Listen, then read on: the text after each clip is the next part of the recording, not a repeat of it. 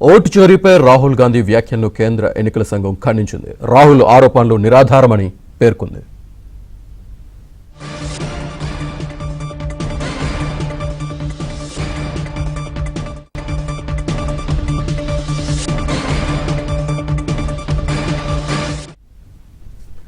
Vote చోరీపై Rahul Gandhi వ్యాఖ్యలను కేంద్ర ఎన్నికల సంఘం ఖండించింది.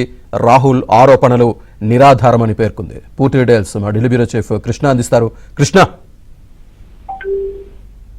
శ్రీనివాస్, ఏదైతే ఎన్నికల కమిషనే ఈ ఓట్ చోరీకి ప్రోత్సహిస్తుంది, ఓట్ చోరీ చేసే వాళ్ళని కూడా ఎన్నికల కమిషనే ప్రోత్సహిస్తుంది అంటూ ఈ రోజు రాహుల్ గాంధీ, కాంగ్రెస్ ఎంపీ రాహుల్ గాంధీ చేసినటువంటి విమర్శలను, ఆరోపణలను కేంద్ర ఎన్నికల కమిషన్ తోసిపుచ్చింది. అవన్నీ కూడా నిరాధారమైనవి, అసత్యమైనవి అని కూడా ఒక ప్రకటనలో వెల్లడించింది. ఎందుకు అవి అసత్యమైనవి, నిరాధారమైనవి అని చెప్పడానికి కూడా కొన్ని కారణాలను కూడా అందులో చెప్పింది. ఏదైతే ఎవరి ఓటైతే తీసేస్తామో ఆ వ్యక్తికి తెలియకుండా, ఆ వ్యక్తికి సమాచారం ఇవ్వకుండా ఏ ఒక్కరి ఓటు కూడా తొలగించలేము. అదేవిధంగా ఆన్లైన్ లో కూడా మరెవరు కూడా తొలగించలేరు. 2023లో ఆలంద్ అసెంబ్లీ నియోజకవర్గంలో ఈ ఓటర్ల తొలగింపునకు సంబంధించి కొన్ని ప్రయత్నాలు అయితే జరిగాయి.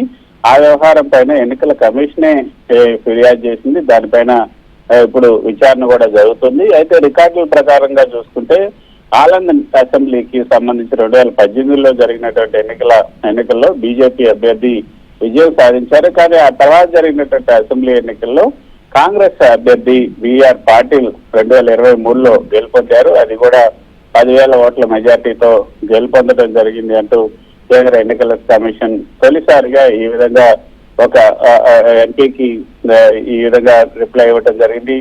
రాహుల్ గాంధీ ఆరోపణలు మనం చూసాం. కర్ణాటకలో ఉన్నటువంటి ఆలంద్ స్థానంలో ఓటర్లను మోసం చేశారు, వాళ్ళకి తెలియకుండానే వాళ్ళ ఓట్లను తీసేశారు, అసలు ఎవరు తీసేశారో కూడా తెలియదు అన్న ఆరోపణలు చేశారు. దానికి సంబంధించి ఒక ప్రెజెంటేషన్ కూడా చేశారు. అయితే దానికి ఈ ఎన్నికల కమిషన్ కూడా ఈ విధంగా తన రిప్లై ఇచ్చింది.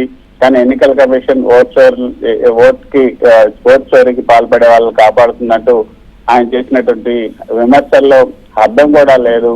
ఎందుకంటే దానికి అవకాశమే లేదు. ఎవరైతే థర్డ్ పార్టీ ఈ విధంగా సాఫ్ట్వేర్ ద్వారా, ప్రత్యేక సాఫ్ట్వేర్ ఉపయోగించి ఈ విధంగా తొలగించడం అన్నది కుదరదు. కేవలం ఎన్నికల కమిషన్ మాత్రమే దాన్ని చేయాల్సి ఉంటుంది అన్న విషయాన్ని తెలియజేస్తూ శ్రీనివాస్, దీనిపైన బీజేపీ కూడా రాహుల్ గాంధీని తప్పుపట్టింది.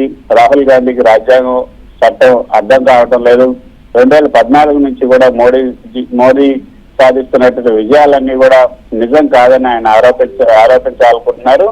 ముఖ్యంగా బంగ్లాదేశ్, నేపాల్ తరహా అశాంతి భారత్ లో సృష్టించాలని రాహుల్ ఒక ప్రయత్నం అయితే చేస్తున్నారంటూ బీజేపీ పార్టీ నేత అనురాగ్ ఠాగూర్ విమర్శించారు. రాహుల్ నాయకత్వంలో కాంగ్రెస్ పార్టీ దాదాపు సుమారు 90 ఎన్నికల్లో ఓటమి చవిచూసింది. దాంతో పాటు ఆయన అసహనం రోజు రోజుకి పెరిగిపోతుంది. కాబట్టి దీన్ని ఆయన క్షమాపణలు చెప్పాలన్న డిమాండ్ కూడా ఆయన చేయడం జరిగింది. Thank you Krishna.